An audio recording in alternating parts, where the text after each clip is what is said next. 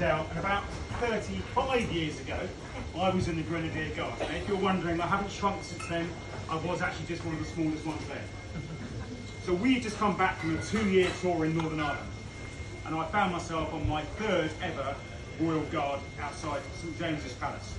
So we used to stand outside the entrance to Clarence House. There was a number of different posts, but on that particular evening it was Clarence House. So I want to set the scene. It is bloody freezing. It is ice cold. On the end of our bearskins, where the fur is, it is icicles. Our curb chains are made of brass and they are freezing. And you're stood there for several hours. And we knew that Her Majesty and the Queen Mother were out at an event. And so we knew they were coming back, and they'd come back into that entrance. But what they don't do at St James's is ever tell you where. For security reasons, they only at the last minute decide which gate they're coming in at. So my job, because I was a senior guy, was to determine at what point we did the royal salute to the Queen. So all of a sudden, the gate to my left opens, and the limousine's coming in. So we throw up a royal salute, and they come in and turn right, and she's right next to me, and the gates to Clarence House begin to open. And it is galing, freezing weather. And the rear window comes down. And I'm stood there like rigid, making it bloody freezing. And I heard this little voice saying, "Good evening, Guardsman." No, "Good evening, Mum." She said, "It looks very cold out." And I said, it is very cold out. And she said, "Well, would some cocoa help?" And there's like a pause. I'm thinking, well, I'm not sure that's within the rules, but she's the Queen. "Yeah, that would be lovely, thanks so much." "Lovely, have a good evening." And off she puts the window up and off she goes. And my oppo says to me, "I bet we never see any cocoa." So we stood there for about 5 minutes, carrying on, and then the gate opens again. And this, probably like Martin, a guy like Martin comes out, bless him, with a tray and 2 hot steaming cups of cocoa. At which point he says, "Her Majesty said you can stand down and drink your cocoa." So we stood there, bearskins off, we're just waiting. I remember I had my handle pocket drinking cocoa when I see around the corner the officer and my platoon sergeant marching around to inspect us. And I'm thinking, they're never going to believe this. I'm stood there with my mug of cocoa, drinking this as quick as I possibly can.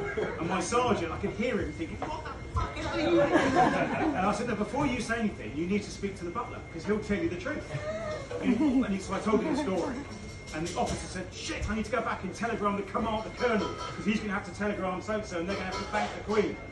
And then as we were doing this, I kind of finished my cocoa, we put our cups down, we stood back out, and the gate opens again, and the Queen's coming out this time to go home to Buckingham Palace.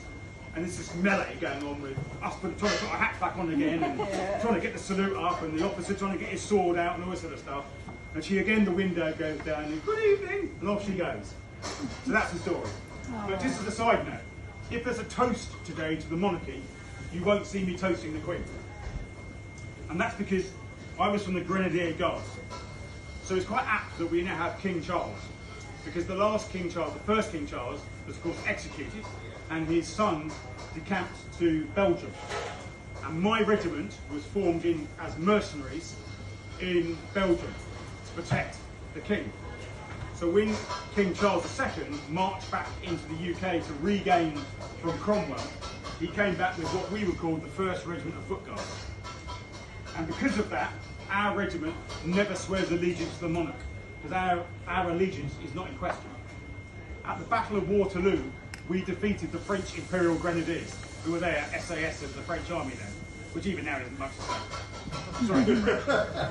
So what we did then was we stole their bearskins, which is why the Foot Guards now wear bearskins. And we took their name, which is why we're called the Grenadiers. So it's the only regiment that took its name in battle.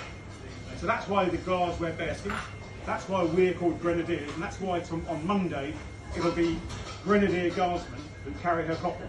And they are from what's called the Queen's Company, which will now be the King's Company.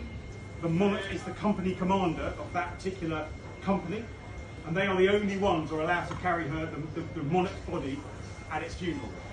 But it's also why none of us will ever swear allegiance to the monarch, because we don't need to.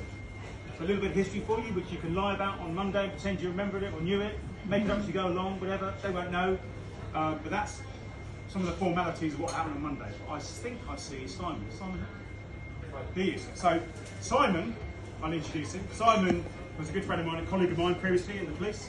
Simon was one of Her Majesty's personal bodyguards. So you've got to tell a funny story now.